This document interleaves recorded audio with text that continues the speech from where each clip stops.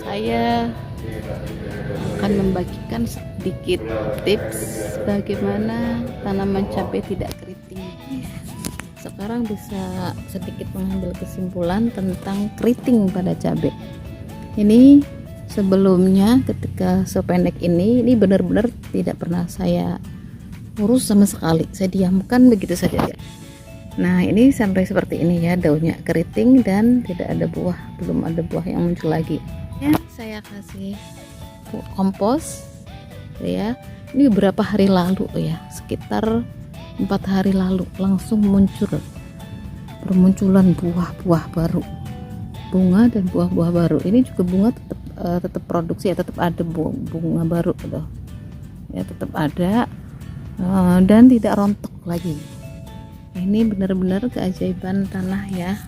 Jadi sekarang saya tahu bahwa cabai keriting itu adalah kurang nutrisi, terlepas dari hama atau bukan ya. Jadi yang terpenting pertama itu yang harus kita perhatikan adalah media tanamnya.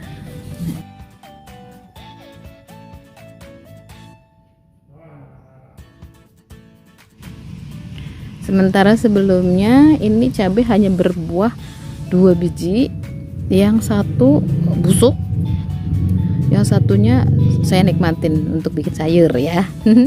Itu ya, ini alhamdulillah.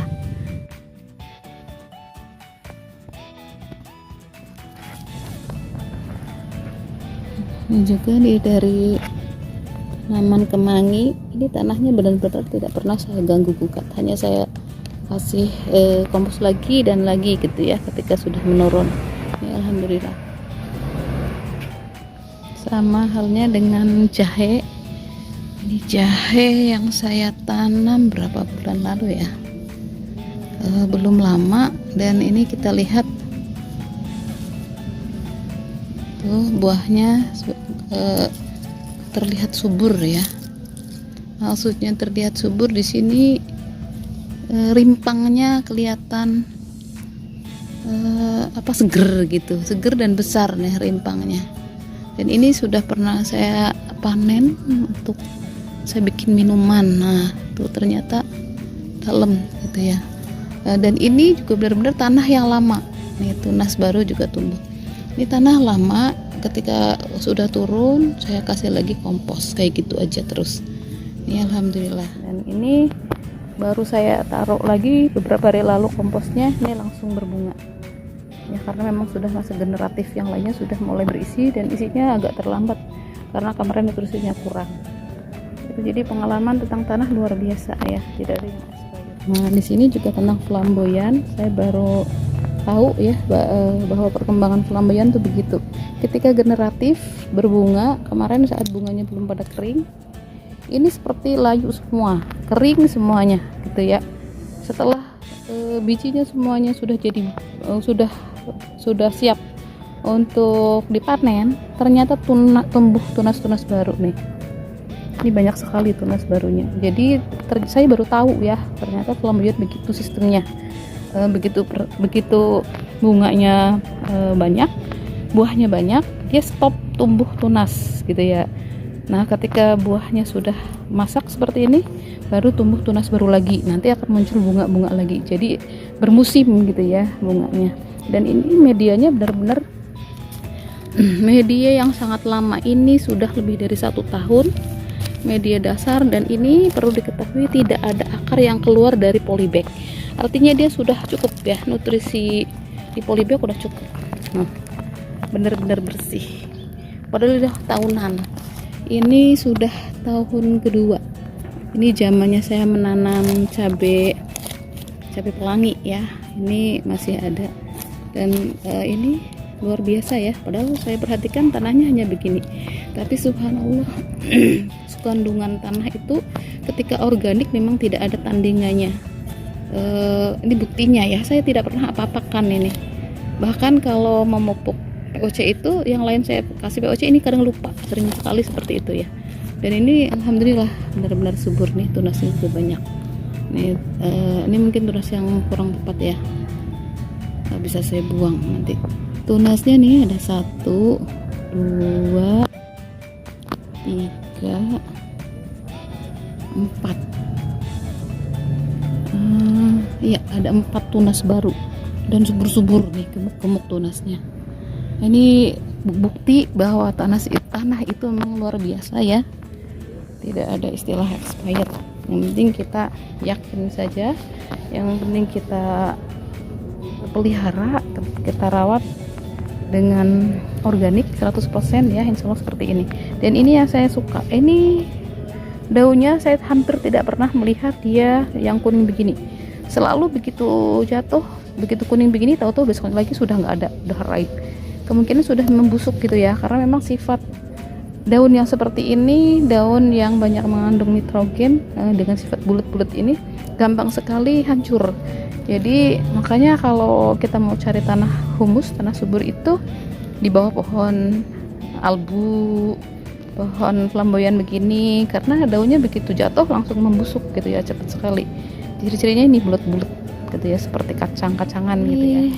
Lagi dengan kelengkeng yang kemarin saya juga agak setengah pesimis ya, karena kok tidak tumbuh-tumbuh, tunas yang baru, terus daunnya juga kecil, lambat sekali. Ternyata ini ada tumbuh tunas baru nih, lebar-lebar. Dan ini juga tanahnya tidak pernah saya ganggu gugat, benar-benar saya diamkan. Ini bahkan sudah menurun juga saya masih cuekin gitu ya,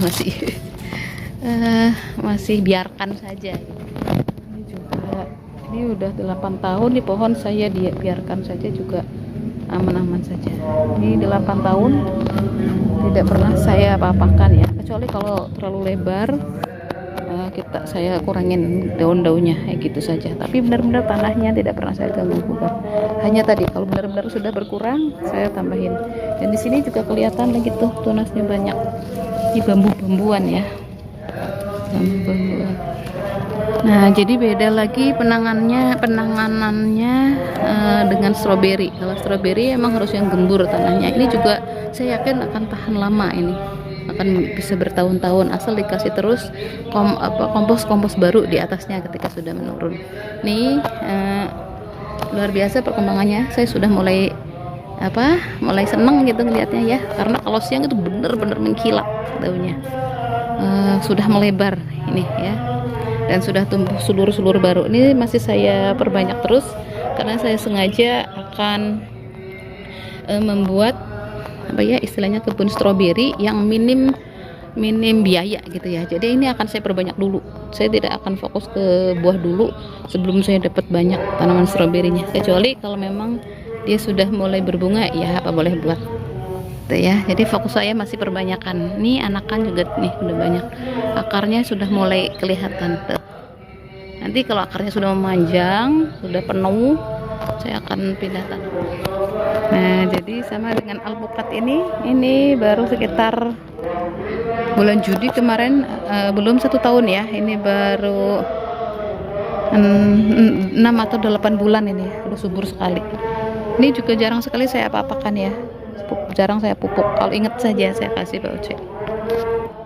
Ini juga alpukat yang satunya kemarin yang awal-awal sempat bermasalah ya, awal pindah tanam. Ini paling saya jaga jangan sampai batangnya ada yang lurus ke atas. Ketika batangnya lurus ke atas, dia akan mendominasi energi ya, yang lain nggak kebagian. Jadi saya sengaja jatuhkan gitu ya, biar posisinya nggak tegak lurus ke atas. Ya subhanallah ya, karya Allah yang berupa tanah. Benar-benar ya, lebar sekali daunnya. Benar-benar udah subur, sudah normal lagi. Nih lebar sekali.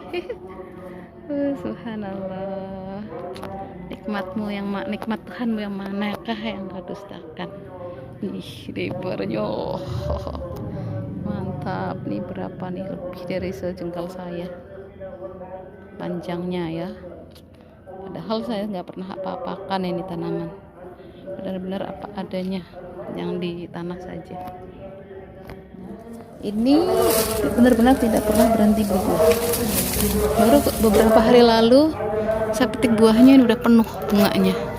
Ini juga tidak pernah saya apa-apakan, ini murni tumbuh sendiri ya, hanya saya jaga saja tanahnya ini.